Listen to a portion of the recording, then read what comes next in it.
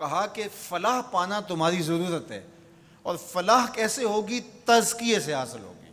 اور تزکیہ کیا ہے؟ تزکیہ تمہارے باطن کی ستھرائی کا نام ہے، اندر کی پاکیزگی کا نام ہے، تمہارے دامن کی عفت کا نام ہے، تمہارے خیالوں اور سوچوں کی طہارت کا نام ہے، تمہارے طرز معاشرت کی خوبصورتی کا نام ہے، تمہارے انداز حیات کی ندرت کا نام ہے، تمہاری زندگی کا جمال تزکیہ ہے، خوبصورتی تزکیہ ہے۔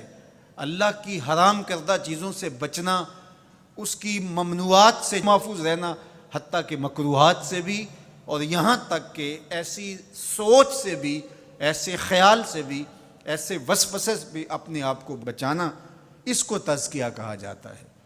اور اللہ تعالیٰ جل شانہ نے یہاں ارشاد فرمایا قد افلح من تزکا، جس نے اپنے اندر کو ستھرا کر لیا۔ باہر تو مل مل کے سارے ہی دھوتے ہیں، لباس پہ بھی سلوٹ نہیں پڑنے دیتے، اور اپنے بدن پہ ایک ریزہ مٹی کا بھی پڑ جائے تو وہ بھی جھاڑتے ہیں۔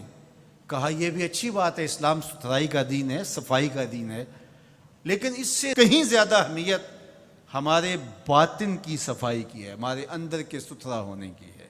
تزکیہ مقصود ہے۔ اب یہ تزکیہ کس طرح ہم حاصل کریں؟ ایک تو اسی آیت کریمہ میں ارشاد فرمایا فذکر اسم ربہ، اپنے رب کا نام ذکر کیا، نام پکارا، یعنی ذکر الہی یہ حصول تزکیہ کا سبب ہوا۔ فصلی، اور دوسری بات ارشاد فرمائی نماز۔ تو یہ تزکیے کا نتیجہ بھی ہے کہ جب اندر تزکیے کے نور سے مالا مال ہوگا تو پھر پیشانی سجدے میں ضرور جھکے گی، اللہ کی بندگی یہ بندے کا مزاج ہوگا۔ اور دوسرا یہ ہے کہ اگر یہ تم حاصل کرنا چاہو تو پھر تمہیں اس عمل سے بھی گزرنا پڑے گا، اور اللہ کا ذکر تمہارے اندر کے زنگ اتارے گا۔ تو جب دل کا زنگ اترا تو دل مزکا ہو گیا، دل کو تزکیے کی دولت نصیب ہو گئی۔ اور دوسرے مقام پہ اللہ کے محبوب علیہ الصلوۃ والسلام نے دل کے زنگ اتارنے کا جو ایک نسخہ ارشاد فرمایا وہ یہ ہے کہ دل کا زنگ قرآن مجید کی تلاوت سے اترتا ہے۔ اب ذرا دیکھیے قرآن مجید میں بھی اس پر بڑی خوبصورتی کے ساتھ ارشاد فرمایا گیا۔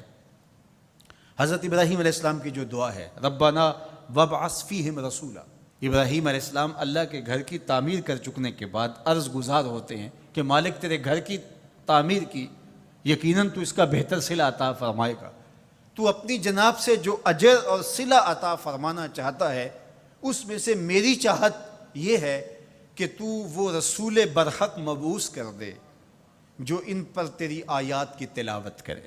اور اس دعا کا ذکر اللہ تعالیٰ نے قرآن مجید میں کیا، اور جس مقام پہ دعا کی اس مقام کو بھی محفوظ رکھا۔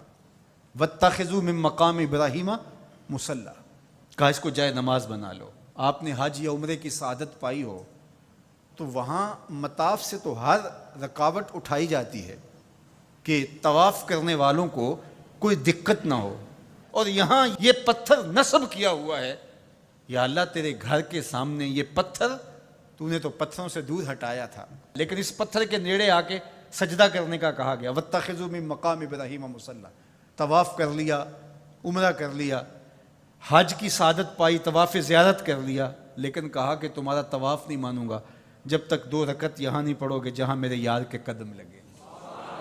یا اللہ تیرے گھر کا طواف ہو گیا، کوئی کسر رہ تو نہیں گئی تھی؟ کہا محبت کی بولی جانتے ہو تو یار کا ڈیرا اچھا لگتا ہے، اتنی دیر تک تمہارا طواف ہی قبول نہیں جب تک یہاں ماتھا نہیں رگڑو گے جہاں میرے یار کے، میرے خلیل کے قدم لگے۔ اب وہاں پیشانی رگڑائی جا رہی ہے اور وہاں ماتھا رگڑا جا رہا ہے۔ کہا یہ مقام ابراہیم ہے، یہ عزت کا مقام ہے، اس پتھر کے نیڑے لایا جا رہا ہے۔ وہ بھی پتھر ہے، کالے رنگ کا پتھر ہے، لیکن اس کو چومنے کی تلقین کی، ادب سے چوما جا رہا ہے، عقیدت سے چھوا جا رہا ہے، پیار سے دیکھا جا رہا ہے۔ میں نے بوڑھے اشخاص کو بھی دیکھا کہ ہتھیلیوں پہ جان رکھ کے پتھر کو چومنے کے لیے بے چین ہے۔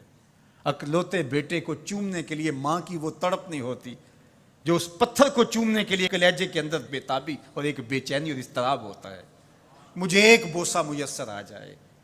یہ تڑپ کیوں؟ یہ راز حضرت عمر نے کھولا۔ حجر اسود کو چوم رہے تھے اور چومنے سے پہلے بولے اے حجر اسود تجھے کبھی نہ چومتا اگر میرے حضور نے نہ چوما ہوتا۔ ہم نے قطرہ دیکھا نہ کبھی دریا پہ غور کیا، بس جہاں تیری جھلک نظر آئی وہی ڈوب گئے۔ تو یہ عقیدتوں کے رنگ ہیں، یہ محبتوں کے روپ ہیں، یہ الفتوں کا ایک عجیب جہان ہے جو ہم نے یہاں آباد دیکھا۔ تو یہ پتھر ہو کر کے بھی عزتوں کا ظرف قرار پایا، اور اس کو سینے کعبہ کے اندر نصب کر دیا گیا، کہا یہ نشان ہے، یہ شاعر اللہ میں سے ہے، یہ جائے نماز بنا لو، یہ عزتوں کا ظرف قرار پایا۔ اس کو یہ عزت کیوں ملی؟ اس لیے کہ حضرت خلیل اللہ کے قدم لگے۔ اچھا، کیا حضرت ابراہیم کے قدم ساری زندگی اسی پتھر پہ لگے یا کسی اور پتھر پہ بھی لگے؟ ظاہر ہے یہ سارا علاقہ ہی پتھریلا تھا، ان کے قدم تو جگہ جگہ لگے، لیکن کسی اور پتھر کو محفوظ نہیں کیا گیا، اس پتھر کو محفوظ کیوں کیا گیا؟ اس لیے کہ اس پتھر کی چھاتی پہ کھڑے ہو کے